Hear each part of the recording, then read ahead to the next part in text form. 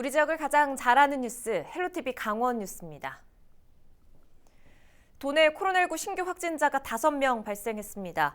강원도는 16일 0시 기준 도내 코로나19 신규 확진자는 총 5명이며 누적 확진자는 1,778명으로 증가했다고 밝혔습니다.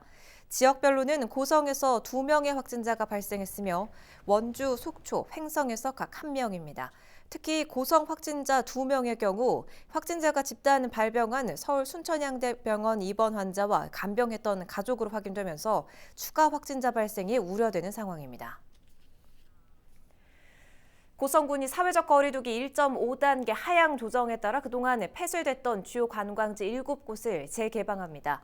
군은 지난 12월 24일 코로나19 재확산에 따라 폐쇄했던 김일성 별장과 송지호 관광타워, 송지호 밀리터리 체험장 등의 관광지 문을 다시 열었습니다. 이에 따라 역사안보 전시관과 화진포 생태박물관 등 5곳에서는 5명의 문화관광 해설사도 함께 만나볼 수 있습니다. 다만 아직까지 코로나19 상황이 지속되고 있음에 따라 마스크 착용과 소독 등 방역수칙 준수에 만전을 다할 방침입니다. 코로나19가 장기화되면서 지역 경제 어려움이 계속되고 있습니다. 새학기 준비에 활기가 넘쳐야 할 대학가도 예외가 아닌데요. 올해도 온라인 강의가 이어질 거란 예상에 학생들이 개학을 미루면서 원룸촌에는 빈방이 넘쳐나고 개학만 기다리고 있던 주변 상인들의 한숨은 깊어지고 있습니다. 성기석 기자가 보도합니다. 춘천에 있는 한 대학가 원룸촌입니다. 새학기를 앞두고 세입자를 구한다는 광고물이 건물마다 붙어 있습니다. 아직 방주인을 찾지 못한 원룸이 많이 있다는 뜻입니다. 보통 새학기 계약을 약 2주쯤 남긴 지금 시점에는 계약 등이 모두 끝나야 하는 시점인데요. 올해는 예년과 비교해 그 절차가 약 절반 정도밖에 이루어지지 않았다는 게 업계의 설명입니다.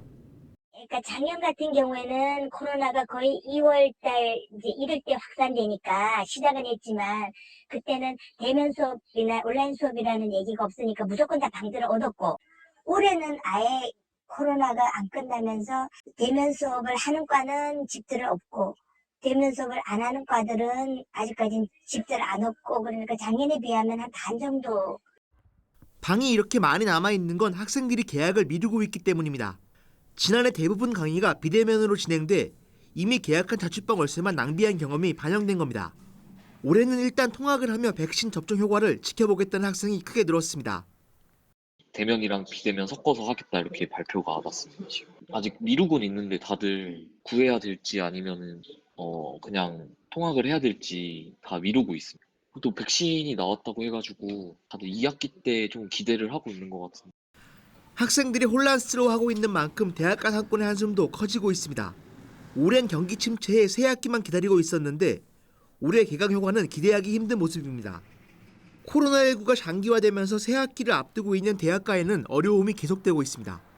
헬로티비 뉴스 성기석입니다.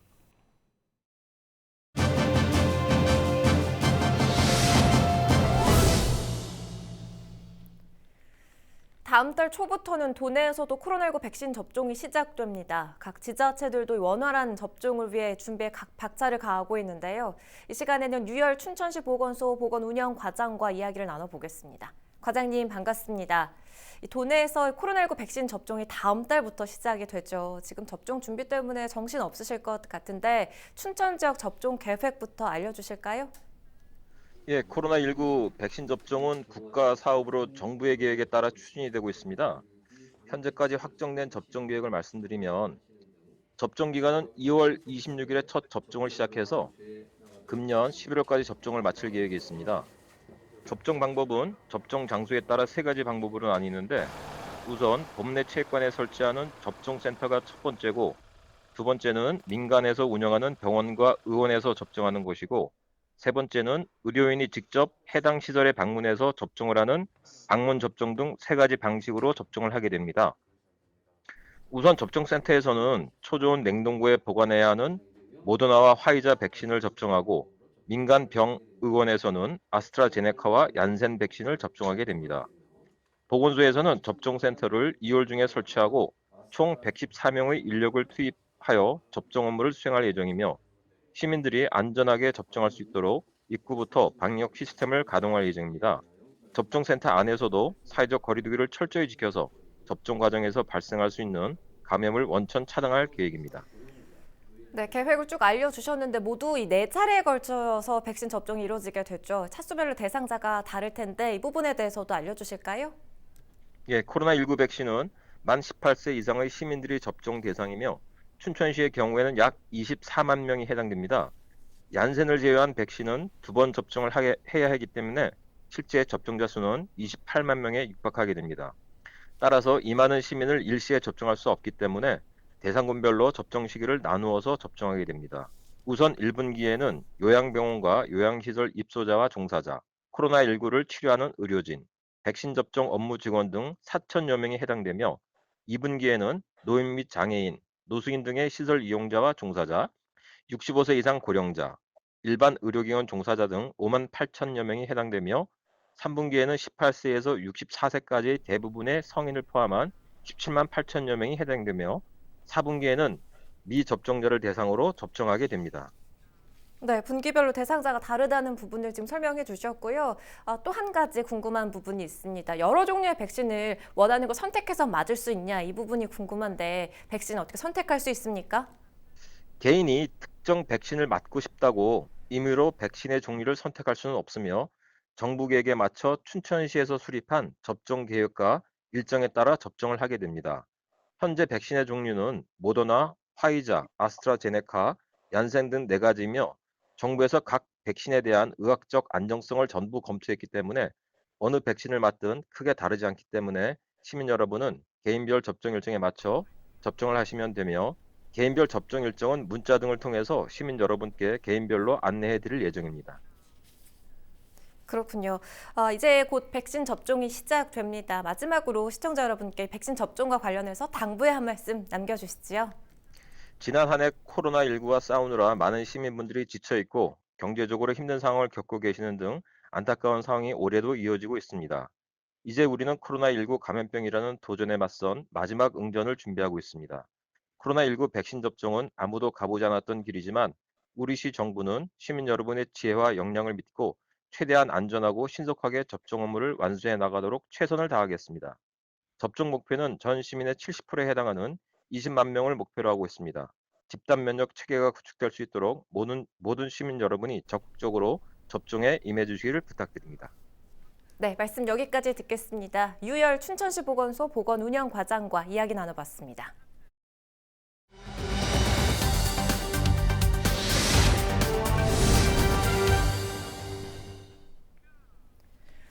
원주시의회가 올해 소통하고 화합해 시민의 신뢰를 받는 의회가 되겠다고 밝혔습니다. 대안 있는 집행부 견제를 위해 연구하는 의회로 거듭나겠다는 포부도 함께 전했는데요. 정책 브리핑에서 유석연 원주시 의장을 만나봤습니다. 제8대 후반기 원주시 의회는 22명의 의원들과 함께 소통과 협치가 우선시되는 의회를 만들어 시민의 목소리가 시정에 반영되도록 최선의 노력을 다하겠습니다. 시민의 삶에 도움이 되는 정책에 대해서는 집행부와 긴밀히 협력해서 살기 좋은 원주를 만들 계획입니다.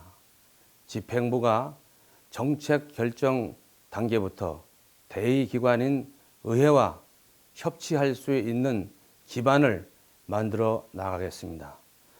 사업 시행 전부터 소통을 통해 문제점을 지적하고 대안을 제시함으로써 시민의 뜻이 정책에 최대한 반영될 수 있도록 노력하겠습니다.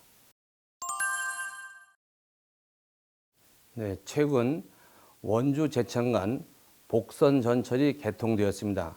지난해 말에는 여주 원주 복선 철도 사업의 타당성 재조사도 최종 통과되었습니다.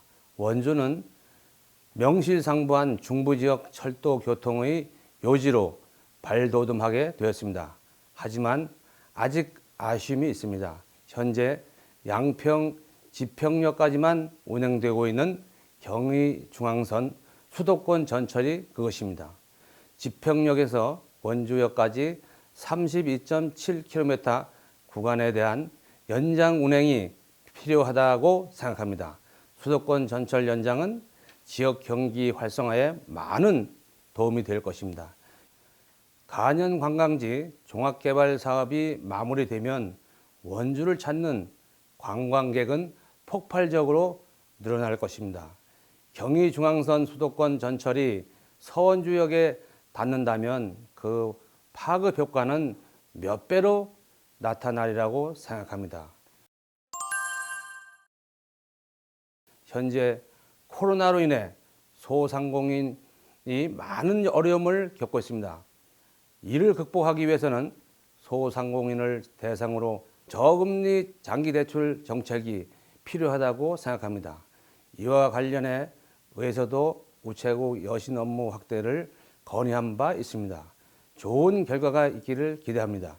또한 원주시는 대표 음식 개발에 많은 노력을 기울이고 있습니다. 지역의 대표 음식은 현재 지역민들이 즐기고 있는 음식을 선정하는 것이 효과적입니다. 우리 시민들이 즐겨 먹는 음식 메뉴를 개발하면 좋은 대안이 될 것입니다. 네, 제8대 후반기 원주시의회는 시민과 함께 미래를 여는 의회, 변화하고 발전하는 혁신의정을 목표로 시민 중심의 열린 의회를 만들어 나가겠습니다. 시민 여러분, 앞으로도 원주시의회에서 지속적인 관심과 많은 참여를 부탁드립니다. 감사합니다.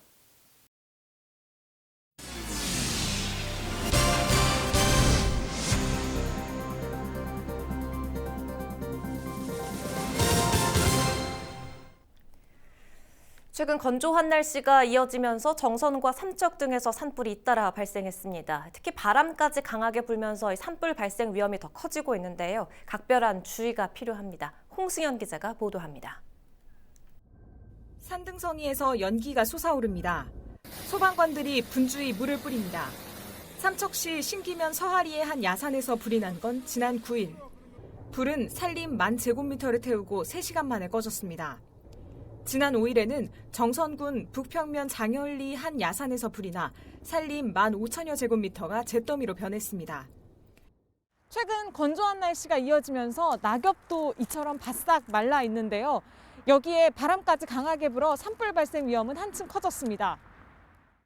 특히 동해안은 건조한 날씨가 계속돼 위험이 더 큽니다.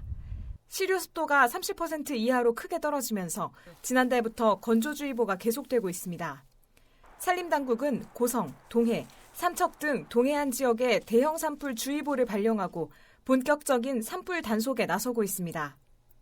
24시간 상황실 운영, 국방부 등 유관기관 공동대응 등 체계적이고 빈틈없는 산불 상황실을 운영하고 있습니다. 초대형 헬기를 전제 배치하여 산불 발생 즉시 출동할 수 있도록 대응태세를 갖추고 있습니다. 산불을 막기 위해 가장 중요한 것은 시민들의 적극적인 예방 노력입니다. 산림청이 최근 10년 산불을 분석한 자료를 보면 산불 발생 원인의 95%는 사람의 실수로 발생한 실화였습니다. 특히 그중에서도 입산자 실화가 가장 많았고 논밭두렁 소각과 쓰레기 소각이 뒤를 이었습니다. 작은 부주의가 큰 불로 이어질 수 있는 산불. 매년 반복되는 산불 피해를 막기 위한 각별한 주의가 필요합니다. 헬로티비 뉴스 홍승현입니다. 강릉시가 노후 경유차 조기 폐차와 친환경 자동차 구입 시 다양한 지원 사업을 추진합니다. 이를 위해 사업에 168억 원을 투입해 노후 경유차 조기 폐차 약 2,000대와 LPG 화물차 신차 구입 100대, 전기 자동차 보급 900대를 지원하게 됩니다. 노후 경유차 조기 폐차 사업은 오는 3월 10일까지 홈페이지를 통해 접수하고 신청 대상은 배출가스 5등급 경유 자동차입니다. 전기자동차 보급 사업은 판매사를 통한 온라인 전산 시스템 저공해차를 통한 누리집에서 예산 소진 시까지 신청이 가능합니다. 헬로티비 강원 뉴스를 모두 마칩니다. 저희는 언제나 여러분과 함께하겠습니다. 고맙습니다.